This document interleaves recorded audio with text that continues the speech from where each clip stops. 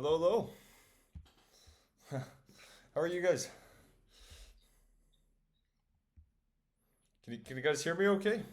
Is it all good?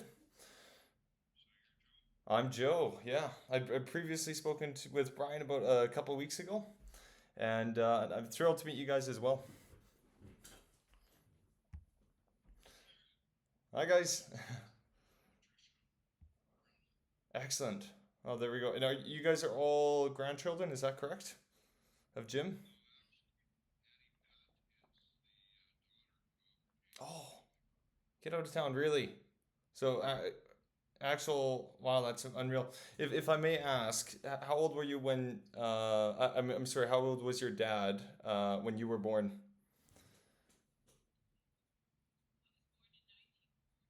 Gotcha.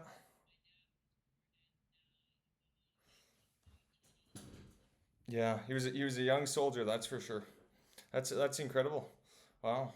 It before we start, I just want to make sure is this everyone here, or are we expecting a couple more, or as far as you guys know, is this?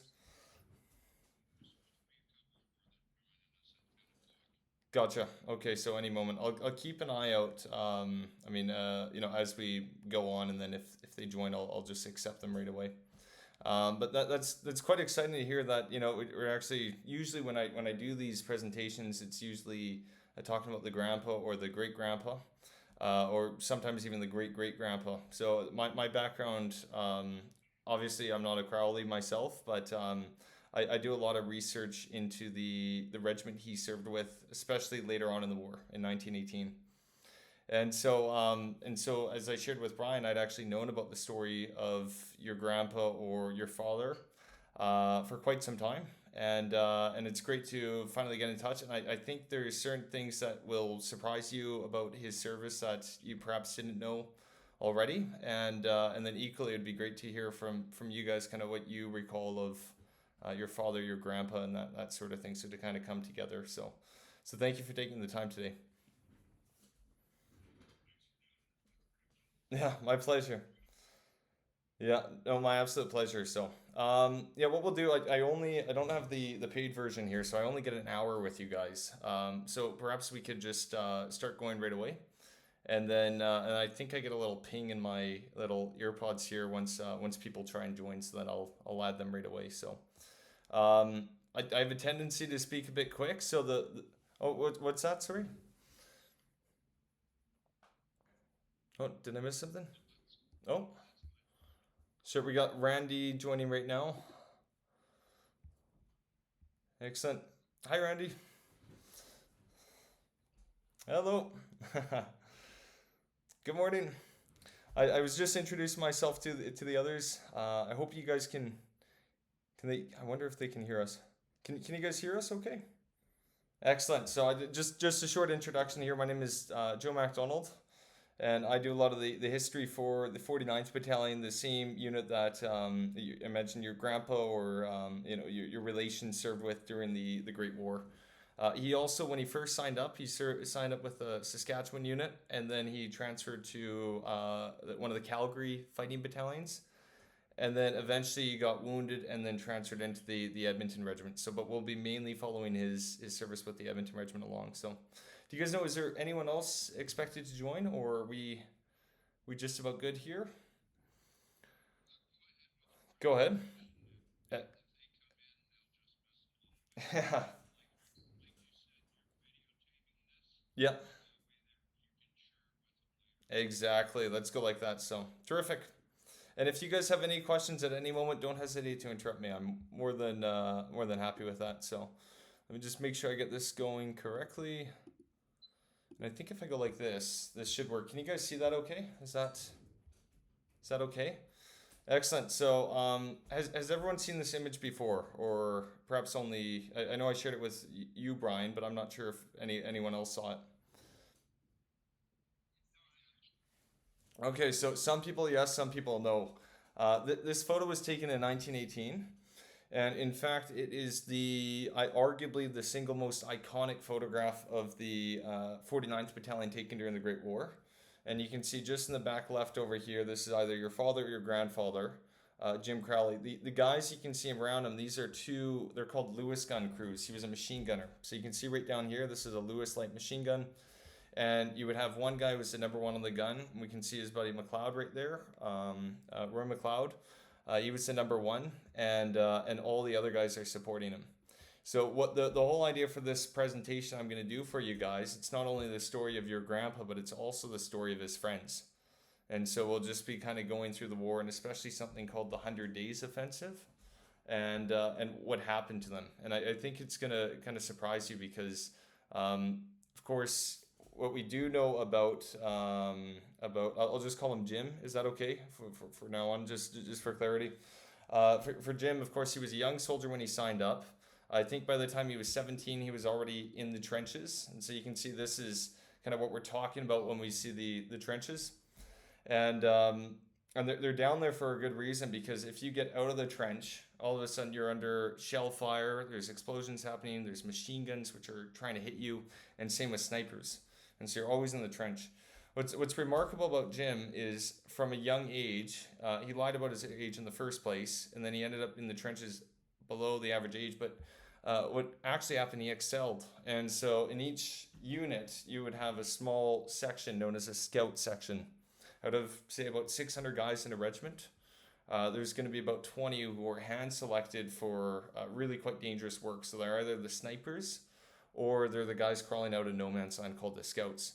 As we can see in this newspaper clipping from the time, it actually says Corporal Crowley, who was well known in this district, enlisted when he was only 17 years of age in the same battalion with his uncle. He has been employed as a sniper and has been, I can't totally see that, let me just click out that, and has been wounded no less than 3 different times, and has gone back to his post in the front line trenches on each occasion. And so we can see, even though at a young age, he really wants to be there. He volunteered to go, and he's certainly on the firing line. He's not far away from kind of where the action is. In fact, he's often right there. And once again, as we're going to go on, it's remarkable that he came through okay in the end. Just generally speaking, once again, just for general context, he was in the trenches from about 1916 until 1918. There were a couple times he was in hospital, but generally that's kind of when he's in the trenches. If you were a Canadian infantryman, much like we'll say your father, your grandfather, for simplicity, you're going to spend 7 days in the front line trenches. And so that's when he's looking down the sniper scope, trying to see if there's any Germans exposing themselves or that sort of thing. And then you're going to spend 7 days in reserve, still under the trenches, still under shell fire, still under the rain or the cold or the heat. Like when this photo was taken, it was actually 30 degrees out. You can imagine with those wool uniforms. And then you're going to spend the last 7 days at rest. And so it was a really grueling experience where you're just, you're always, kind of out there outside, at least most of the time. And then you have some days for rest, but in other situations, sometimes you don't get rest at all. What's going to happen is when he signs up, he of course signs this attestation paper. And I'm curious if you guys, has anyone seen these pages before? Is this familiar for you guys, or it's known as a service file? I'm just kind of curious.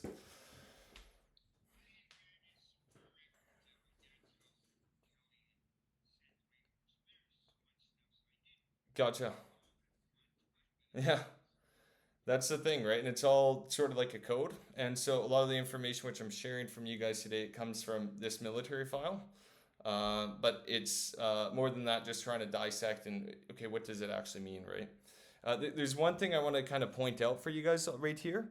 If we look on the 29th of December 1917, can everyone kind of see where my cursor is? It actually says wounded to hospital in the field. But, what does that actually mean? What was actually going on at the time? And what we do know from our battalion records was he was a member of C Company. And coincidentally, there was the stretcher bearer from C Company wrote an excerpt about his experience that day and what actually happened long after the war. And they were down at a place called Lens in France. This is just north of Vimy Ridge.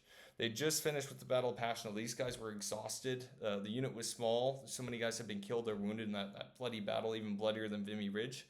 And it was a cold, wet winter, and so they were just kind of hanging on. But you can see, once you get down to Lens, it's actually a lot of houses, partially destroyed, but still you can get some cover.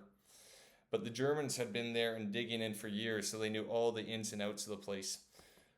What George Aldey says, and this directly relates to your grandpa, because this is actually where he gets wounded at a place called Mini House. I'm just going to read it out. And once again, this guy was actually in the same platoon, the same group of about 40 guys as your grandpa. We were billeted at Mini House, which was so nicknamed owing to being an ammunition dump for German shells, Minenwerfers, which are a trench mortar.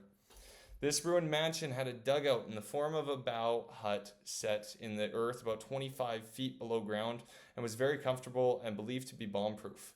There was a mosaic tiled pathway leading to the front steps of the house, and little did anyone imagine that a few feet below this path that the ground was hollow, but such turned out to be the case next morning. I spent a quiet night with the above ground detail, but about 6 a.m. the Germans opened up a terrific bombardment with trench mortars, and we had to fall back about 200 yards to a trench for shelter. A few minutes after, I saw a shell drop in Mini House, and in opposition to my officer's wishes, I rushed over to see what had happened and met two men stumbling along through the smoke.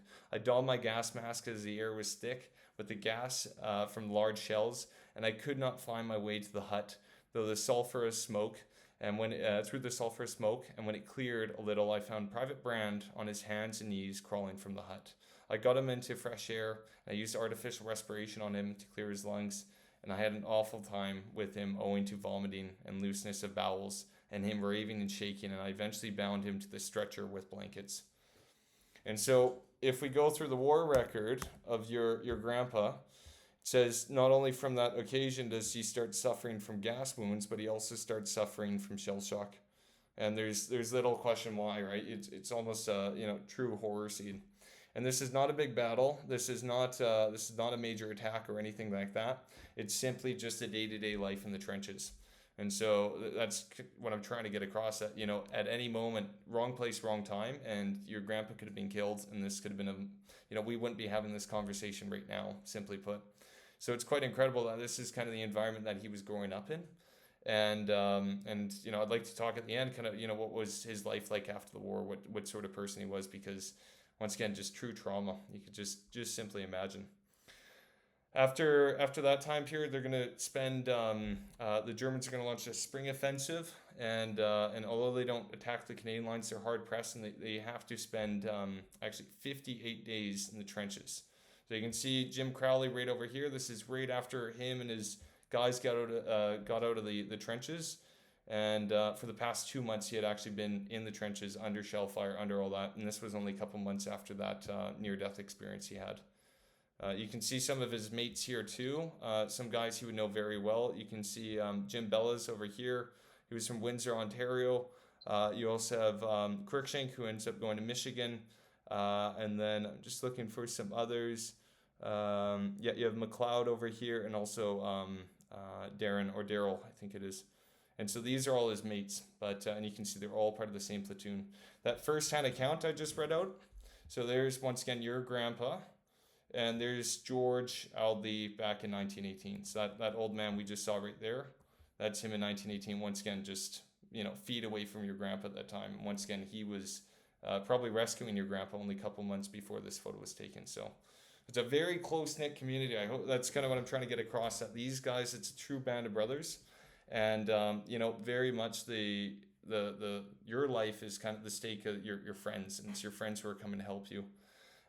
What's brewing right now when this photo is taken, they're brought up for rest because they had just been in the trenches for so long, but the Germans had launched this big attack. They tried to win the war, and the Allies figured out that the Germans were quite weakened by this, so they're overstretched. They used up all their reserves and the resources, and so now the Allies in the spring, not the spring, but the autumn of 1918, in the late summer, they're going to launch a big offensive to try and win the war. And so it's going to start on the 8th of August, and it's going to keep going through September, through October, and eventually end on the 11th of November 1918. It's a massive, massive set of battles. In fact, you can kind of do the math, but for every Canadian killed in the First World War, about 1 in 5 are killed in the last 100 days of the war, just because you have major battle after major battle.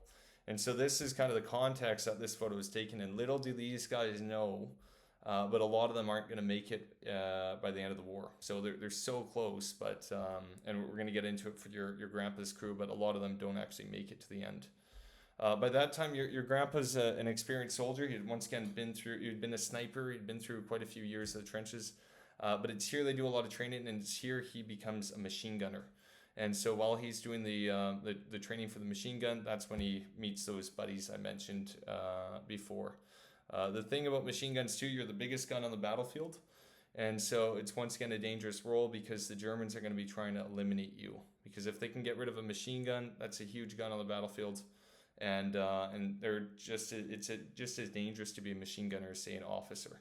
So once again, this is kind of the context that we're coming into. What's brewing, and I mentioned the 8th of August 1918. It's called the Battle of Amiens. It's going to be this massive push, and the Allies for the Canadians, to their south, it's going to be the French. To their north, it's Australians, and further north, it's going to be the British. They're going to break through, and so the first kind of indication your grandpa had of this was when he was right here in a place called Gentile Wood, and so what had happened from where they were at a place called Fokenham, they had all thought they were going north towards Flanders, where Passchendaele is, and that sort of thing, and that's where they're going to launch the offensive. But in fact, they on the last minute they switched the trains and they went south, and no one could kind of figure out why were we going south. And the reason was everyone had to keep their mouths shut. It was stamped in every pay book. It was top secret.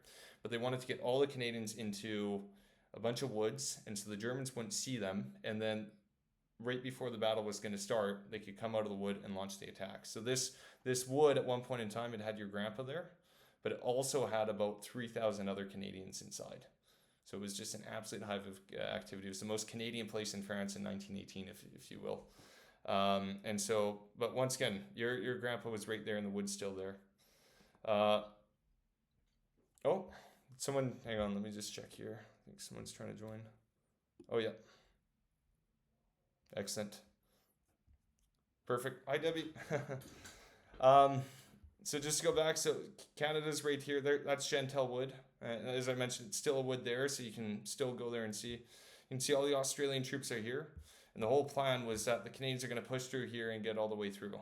And once again, your grandpa is going to play a role in this. So the whole idea was that once the Canadians get through to the first village, Des Moines, then the 49th Battalion, his unit, are going to come forward, and they're going to go up to the cemetery in Des Moines, wait, and they're going to be the mopping up. They're going to be the support troops, while the rest of the 49th Battalion push towards a place called Caillou, or just kind of south of it.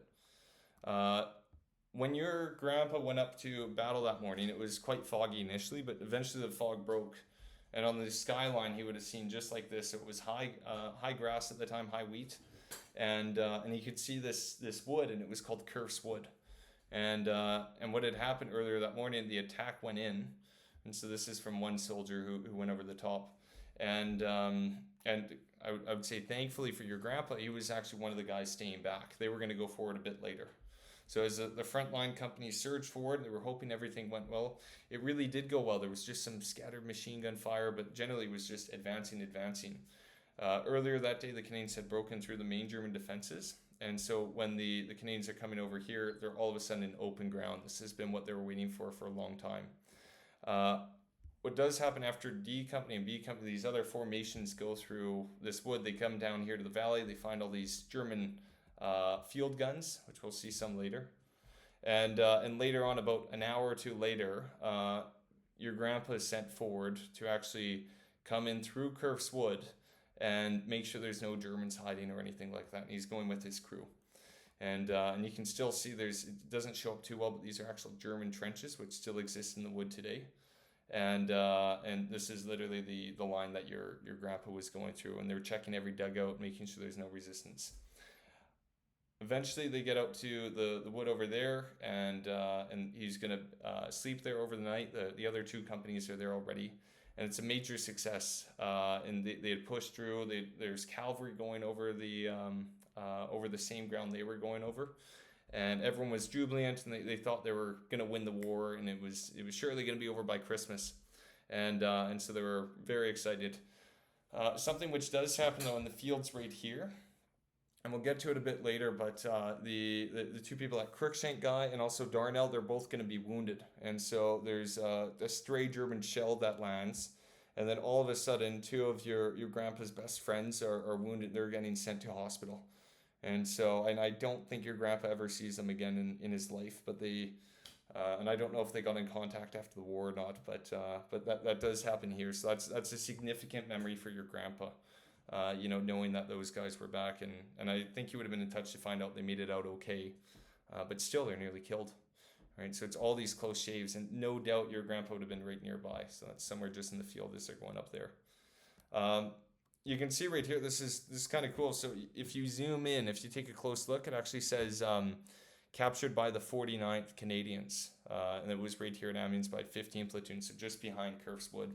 And so this field gun that you can see right up here, this German field gun, or it's a heavy trench mortar, this is one that literally your grandpa would have seen as well in 1918 when the Germans were still there, which is quite remarkable, 100%. And that was sent back to England, I believe. What happens after that big success? The Canadians keep pushing and pushing. They capture all these other villages, Kay, Canel, and they keep pushing on till eventually they get over here. If you see this red line, this is the new German defensive line. And in fact, it's not a new line, but in 1916 there was a huge battle that happened in this area with French troops. And further north you had Canadians and British, called the Battle of the Somme. So the Germans decided we're going to defend from these old trenches. And even though they had this early success where your grandpa and his guys were all pushing and pushing over open farm fields, once they got over here to a place called Parvillers, it was a much different story. Arguably for your grandpa, this kind of random place that, and I'm curious, has anyone here that on the call, has anyone ever heard of Parvillers? Does it ring a bell or anything like that? No? You got to take that as a no.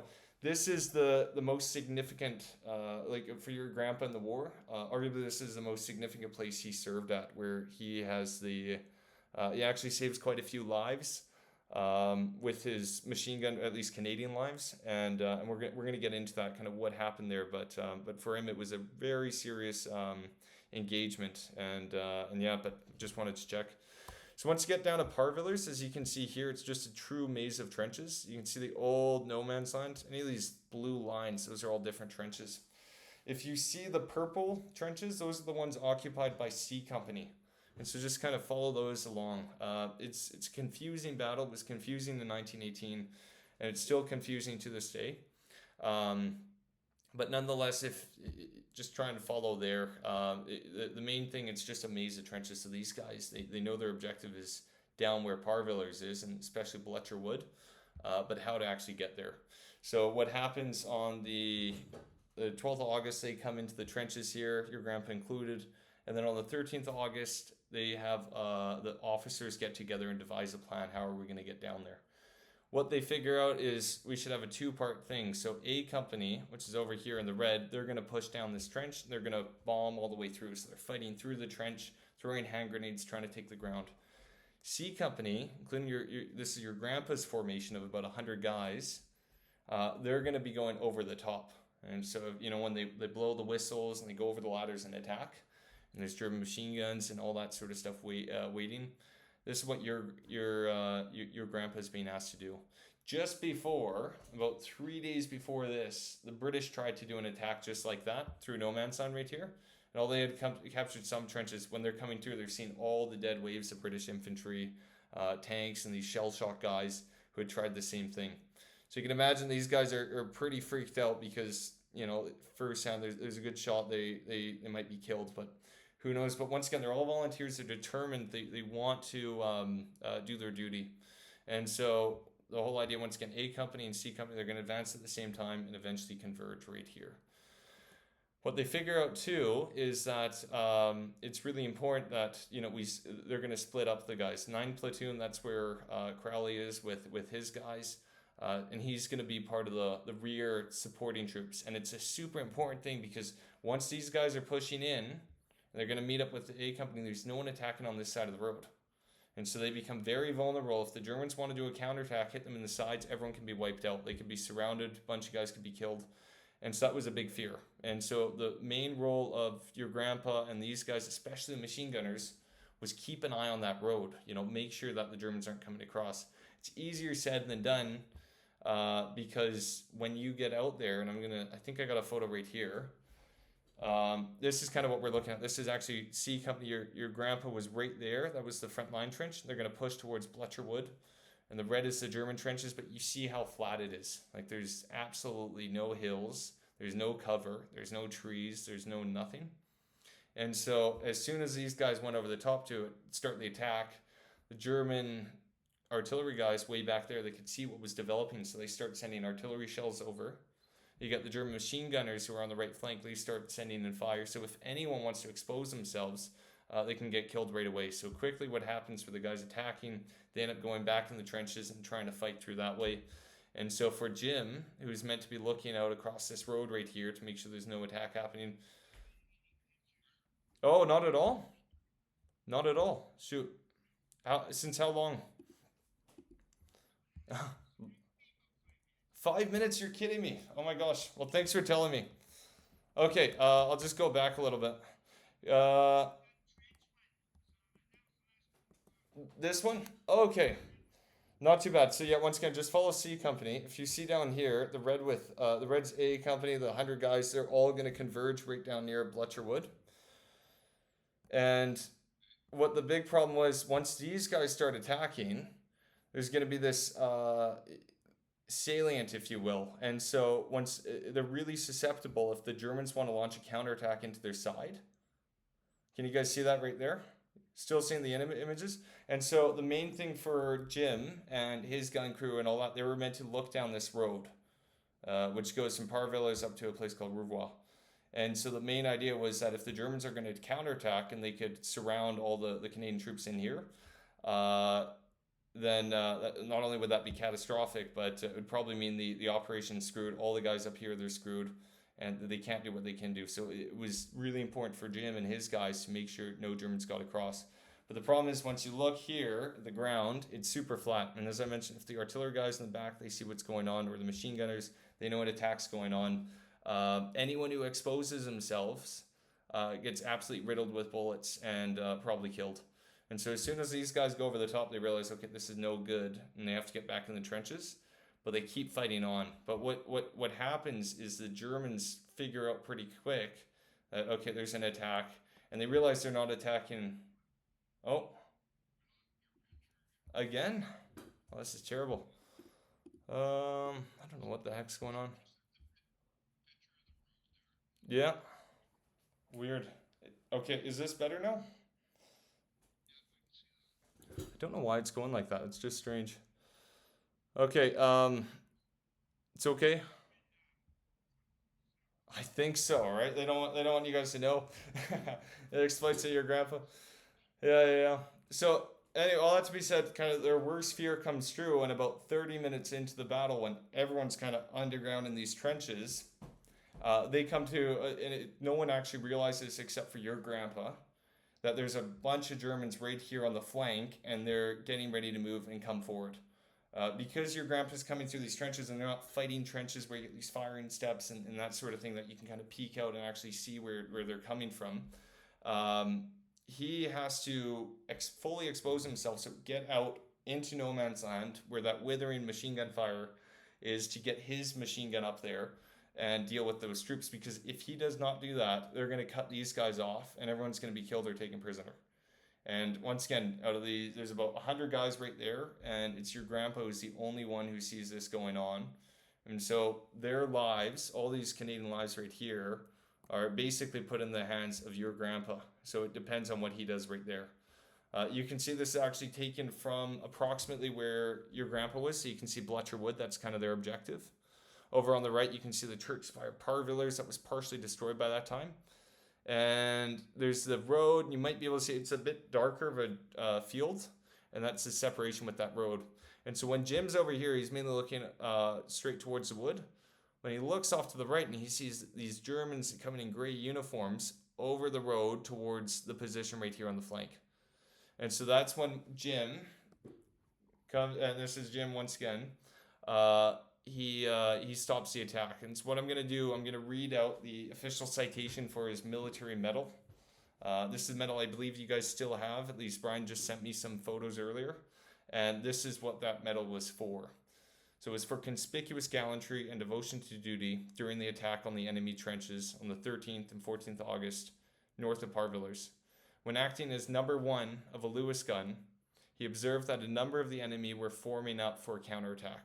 He immediately took his gun into the open, coming under heavy enemy machine gun fire. A bullet pierced the casing of his gun. He dispersed the enemy with his fire and continued to fight with great bravery. And once again, if it wasn't for Jim, all those Canadians who were attacking would have been killed or taken prisoner, or it would have just been serious, serious bad news. And so for that, this is the medal he was awarded. And once again, you can see on the sides, it says for bravery in the field. On the rim, it'll say, it'll have his service number, rank, and then it'll probably say 49/Alberta R, Alberta Regiment. And once again, that's for bravery. So this is a gallantry award. So this isn't a service award, this is a gallantry award. And it's for guys who do stuff like this, where it makes a serious impact on the actual battlefield, and often it saves lives. Yeah.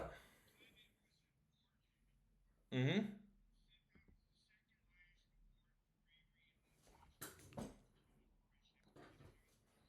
Nearly the weight.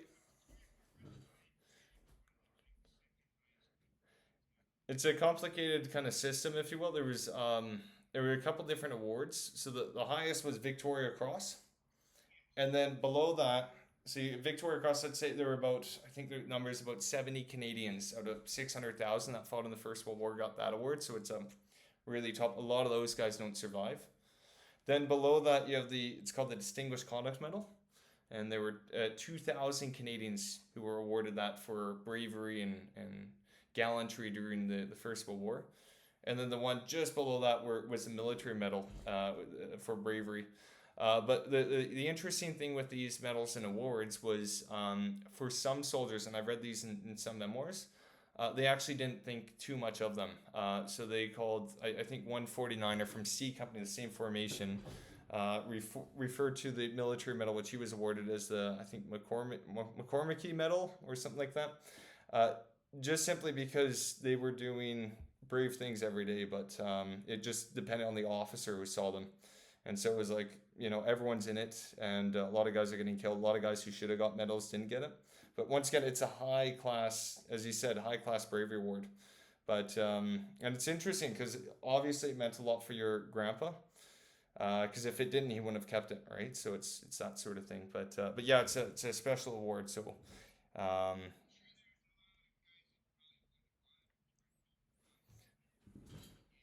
yeah, absolutely, totally, right? Yeah. Oh, wow,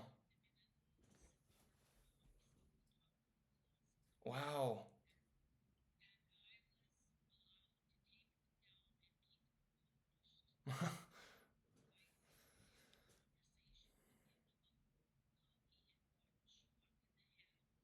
Mm,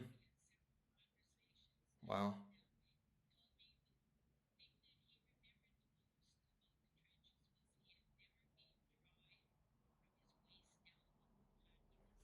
wow. Hey, yeah, I believe it.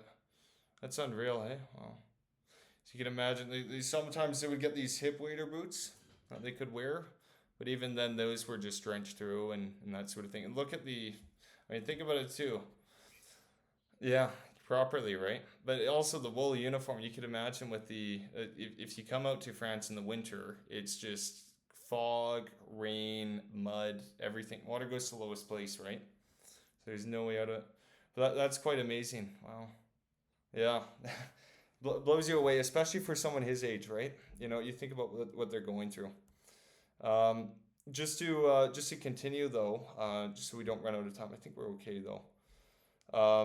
Once again, as it mentions that citation, Jim, even after that event, he keeps fighting. They need him at the front, so he keeps going with the guys, and ultimately the battle's won. Um, but if we kind of look at kind of what the battle meant for some of the guys, this is a quote from a diary of one guy named Bartle Hayfield, and his brother had been killed at Passchendaele the year before with the Edmonton Regiment, And when he was 16, he was found guilty for murder. Then later he became a career criminal, stealing boxcars, arrested in a shootout. So this is not kind of a sheltered man. But in 1918, he joined the Edmonton Regiment, was there at Parvillers, and this is what he said. It is awful to see the men all torn to pieces by shell fire. Don't know what minute you'll be getting yours. There was considerable shelling last night, dead Heinies, which means German, everywhere, and the stink is fierce. People at home do not realize the real horrors of war. Sure breaks down a man alive. And I think it's true. Like, even me talking about this year, I'm just kind of regurgitating facts. But, what these guys actually went through, just simply quite shocking, right? Just unbelievable. And for some of them, like this grave, you can see it just simply says a soldier of the Great War, 49th Battalion Canadian Infantry. Whoever this soldier or comrade, if you will, of your grandpa or your father, he simply couldn't be identified. So whatever happened to his remains, it might have been just so torn up that all they knew was he was a member of the Edmonton Regiment. But not only was he stripped of his life, but also stripped of his identity right there at Parvillers. So once again, it's your grandpa right at the forefront, but remarkably gets through without a scratch. At least doesn't get admitted to hospital, which is quite something. So, and as I mentioned, with this whole offensive the Allies are trying to lead and launch, it's battle after battle. So right after they push all the way from near Villers-Bretonneux down to Parvillers, which is down here, they get drawn back up north towards Arras. And just north, if you see that green patch up there, that's Vimy Ridge. So this is the Vimy Ridge sector, if you will, Artois. And there's this old Roman road, a really straight Roman road, which goes from Arras to Cambrai. And this is where Canadians are going to be attacking down from late August to late September of 1918. And amongst the about 100,000 Canadians who are there trying to get all the way to Cambrai, about 40 kilometers away, is of course your dad or your grandpa. And so he fights one battle there at a place called Pelves, which is just up here near the river. And it's largely a successful battle, but we'll also get into that a little bit later. And then ultimately ends up on the gates of Cambrai. And this is a very, very important battle. Arthur Currie, who was commanding the Canadian Corps in the First World War, said the National Memorial, which is now at Vimy Ridge, should actually be here at Cambrai. And the reason for that was because Cambrai was a major railway junction. And so the whole Western Front, if you can imagine, this is all German-controlled territory, north to south, if you will. There was a line there. If they capture that, now the Germans can't resupply all the villages to the south and the towns to the south. And so the Germans are going to fall back and they're going to be in full retreat. And that's exactly what happens, but the Canadians have to get there first. And so eventually, what happens, the 49th Battalion ends up here. Your grandpa, they're in support during that first day, and they're pushing up here. They don't realize how many machine guns they're coming up against. This is all open warfare. There's no real trenches here. But one of these X's, that represents a machine gun that can fire about 600 rounds per minute. And you could just do the math right now and kind of start adding these up, and that's a lot more than 1,000 rounds per minute that could be fired at him. Once again, if you kind of look up here, it's just very open ground, and so there's nowhere to hide. Nowadays, it's been a bit more built up. Back then, there was even less buildings, less structures. When they started advancing, one of the problems was these guys on their flank turned back, and so there's this church up there that the Germans put a machine gun. They were firing into the backs of the 49ers here, and so it was some devastating casualties. C Company, the formation that your grandpa, your dad is in, they were held back. They were going to be the reserve, the support company when they needed them. But so badly had they been shot up trying to get to this line that their main objective, this hill up there, they couldn't capture it. They didn't have enough guys. And so they decided there's another unit who's going to come up the flank up here, and then C Company, including including Jim, they're going to move up to this hill. And once you get up there, they establish some positions. They're called outposts, mainly with machine guns. And once again, he's on the forefront of that. And they get hit by counterattack after counterattack. At one point in time, they get pushed totally off the hill. They have to recapture it. And there's just tons and tons of Germans that are being thrown at them. Nonetheless, they're able somehow to hold on. And eventually the position's won. But it's not one without loss. And in fact, this is where, for the last time in the war, that Jim becomes wounded. So if I remember right, I think it's shrapnel to the leg, which he suffers. Because undoubtedly the Germans knew their positions, and so they were sending shrapnel over. It could have been a stray bullet, which got him as well. but once again, right at the forefront. Him and another guy in the machine gun position were both wounded, and they were brought back. Um, so you once again, we got the machine gunners right here. So this is the other guy who was wounded in that same action, right next to Jim. His name's Roy McLeod. And then he's brought back. Sadly, he doesn't make it. So Jim survives from his wounds. Roy doesn't, and so unfortunately, he's still buried in France. But I just wanted to kind of come back to this photo because for Jim, this is kind of the right there on that hill. That was the end of his war. So he never got any further than that. Eventually, the Allies are going to keep pushing, and they win the war that November. This is on the 30th September that happened, so there's still about a month to go.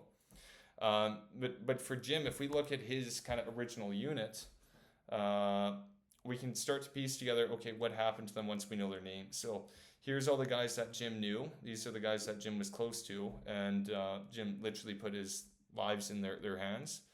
And what's amazing when we look at it, once again, Jim was wounded multiple times. It's possible more than 5 times during the war, because there's some wounds he had that he didn't go to hospital for, so we're not exactly sure. Harold and Leroy Cruikshank, those are guys wounded right away by that random shell that came in. James Bellows and Jack Clark, they're both killed on the same day. James Bellows is gunned down by machine gun fire. Unfortunately for Jack Clark from Calgary, a shell comes in and kills him right like that. James and Roy are wounded at the same time, and as mentioned before, James makes it, but Roy doesn't. And so you can see here are their graves in France. Once again, these are all guys that your grandpa knew personally, and unfortunately they never returned home.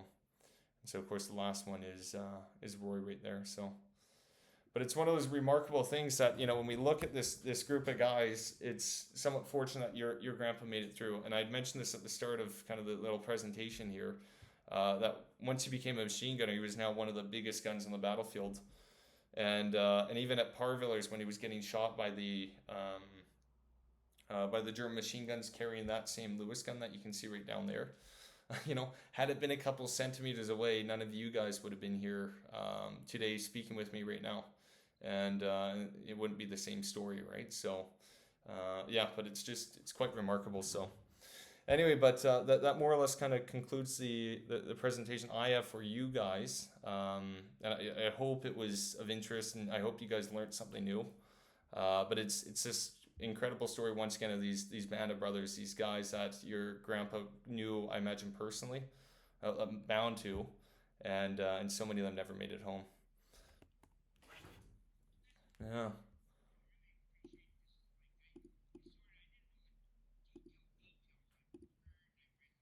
Mm.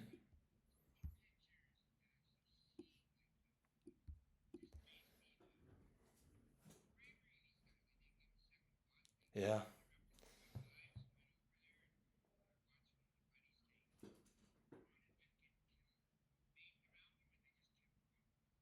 Absolutely, and they had everything to lose too, right? They had a whole life ahead of them, and there you go, eh? That's so true, right? So, but it's amazing too, right? Because I think in Canada we all often talk so much about Vimy Ridge, Vimy Ridge, Vimy Ridge, or Juno Beach for the Second World War. But in fact, when we look at kind of the intensity of these other battles, that a lot of the times we don't really know about them. Gosh, a lot of guys died over those fields, right? And but once again, it's quite incredible if you kind of put yourself there. But I'd love to hear from you guys, especially. I didn't anticipate that. It's Pat, right? Is that correct? You're the daughter. Y- Yeah, wasn't anticipating meeting a daughter. That's quite fantastic, and especially that you would have known him so well. You know. Oh, really? Wow.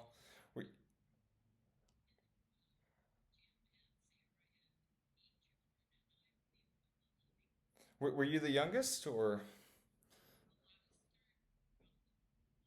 Ah, gotcha. Wow. But what was he like when you knew him? Was he a kind man? Was he gentle, or did he ever have any kind of recollections of the war much, or? Mm, mm,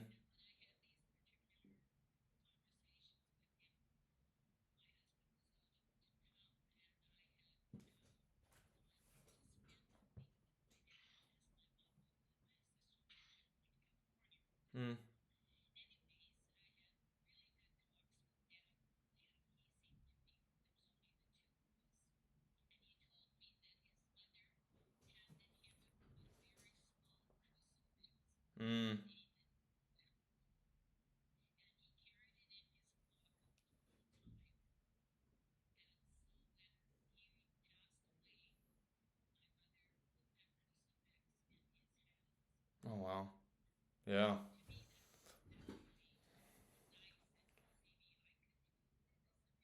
Yeah. Hmm. Unreal, hey? Literally a saving grace. Yeah. That's quite amazing. And the grandchildren here, have you guys all met James Crowley, or is he, yeah? Do you guys know him well, or yeah? There you go. Oh, is that so, hey? And would he ever, like, if you were out on a fishing trip with him, would he ever, if you, for instance, I don't know if you did, but if you brought up the war with him, would he be as open with you? Of course, you're a grandchild, and I imagine quite younger, compared to Pat, for instance, or.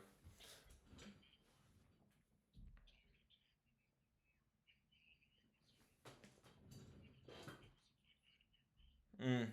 Oh yeah, yeah. That's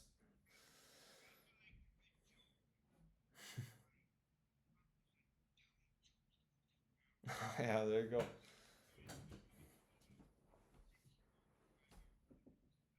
Yeah.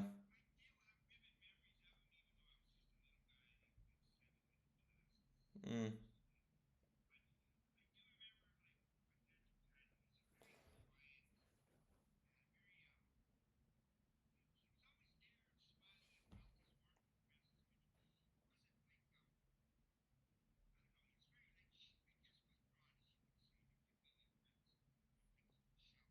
Yeah.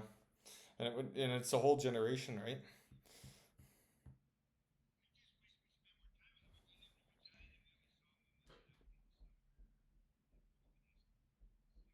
Yeah. And what year did he die? What year did he pass away? Oh yeah. Yeah, it is kind of young. Yeah. It was 10 when Grandpa died. My memories of him. Just reading Debbie's message here. Um, Never spoke of the war to me. 28 was that?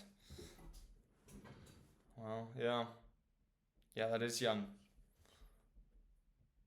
What was that? 1968. Yeah, that is young, especially for such a young guy, right? Oh, 28. Gotcha. Yeah, yeah, that makes sense. Oh, of course, right? Yeah, well, that's quite amazing. One thing I did want to mention for all you guys as well is, and I think Brian, I shared it with you. I am, and I don't know if I mentioned in the introduction at all, but I'm a big part of the 49th Battalion Association. And one thing which we're working on right now is getting these memorials out in both France and Belgium. I don't know if anyone within your family or would be keen to come out to France and Belgium. We're doing a battlefield tour for about 10 days next September, which will coincide with the unveiling. And it's also going to, like, if any of you guys come, we're actually going to of course, we'll go visit the graves of Jim's friends that are still buried out there, and also go to the exact places that he fought. Where he got the military medal for bravery, all that sort of thing. So we did a tour. I think it's about 2 3 years ago now, and we had a similar family. Unfortunately, we only had one family of 49ers that actually came out for the tour. But my objective, at least for this time around, it's going to be a bus tour, so you don't have to do any driving, anything like that. It's all kind of range from hotels to kind of itinerary and that sort of thing. But you'll actually be going with people who are in the same platoon as him. And so you'll actually get to meet descendants, much like yourselves, of guys that Jim actually knew from his service, which might be quite neat. And then once again, I just need emails, and I can send it to you, like, keep you guys on the mailing list and that sort of thing, right? So, because yeah, yeah. Well, it's quite amazing. Like for me, it's out in this summer, and I think I might have mentioned to Brian, I that's kind of what I do. So it's my summer job. So I'm at U of A right now as a university student, and then in the summers I come out to France and I work as a battlefield guide. So it's actually mainly with Australian families coming out. But my bread and butter, my main passion is for your grandpa's regiment, if you will. And so once again, it'd be awesome to have you guys out here, and similarly, it's also unveiling those memorials that we just got the land in at Passchendaele, and then also at a place called Courcelette on the Somme, so the same region of France that he got the Medal for Bravery.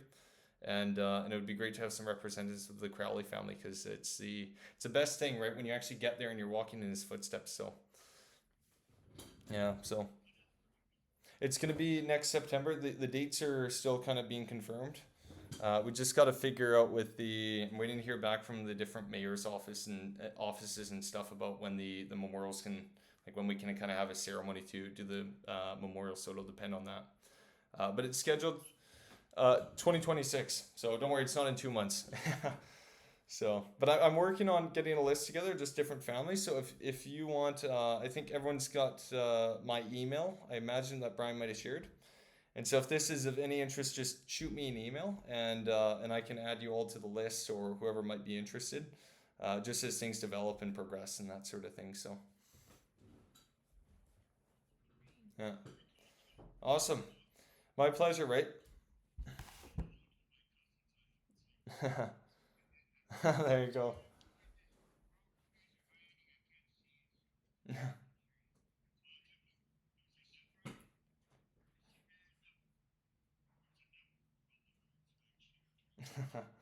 There you go.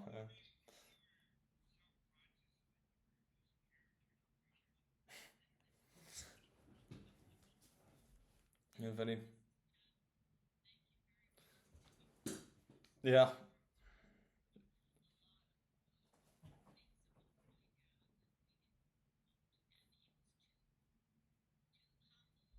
Mm, yeah. He was quite a war hero, if I do say so myself. Like, geez, right?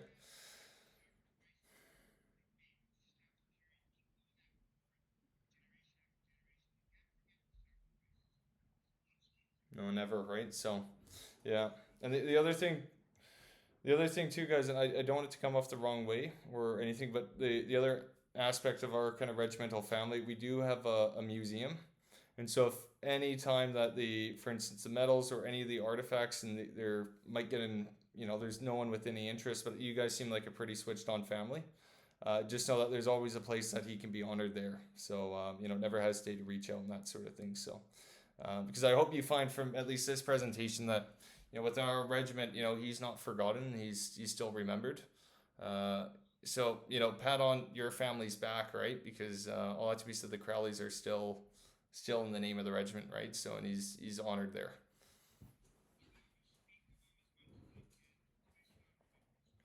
Excellent. Yeah, good on you. That's perfect. So, yeah, if you guys, what's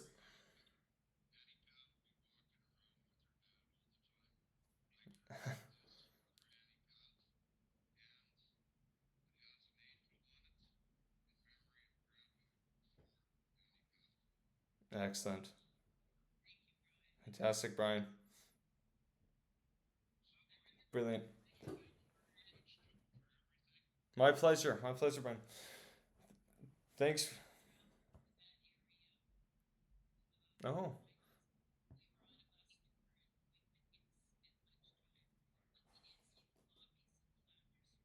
oh, excellent. So special. Yeah, that's terrific. So, and Brian, I'll take it. We'll have to get to coffee when I get back to Edmonton, because you're in Edmonton, correct? Yeah, excellent. And if any of you guys, I'm usually in Edmonton during the winter months. So if anyone happens to be meeting Brian and that sort of thing, you're more than welcome to come by, and we can visit the museum and that sort of thing as well. So, uh, open invitation.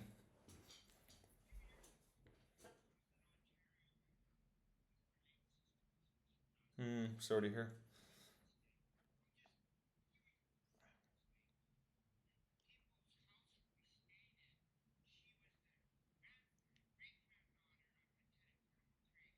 Wow, really? Unreal.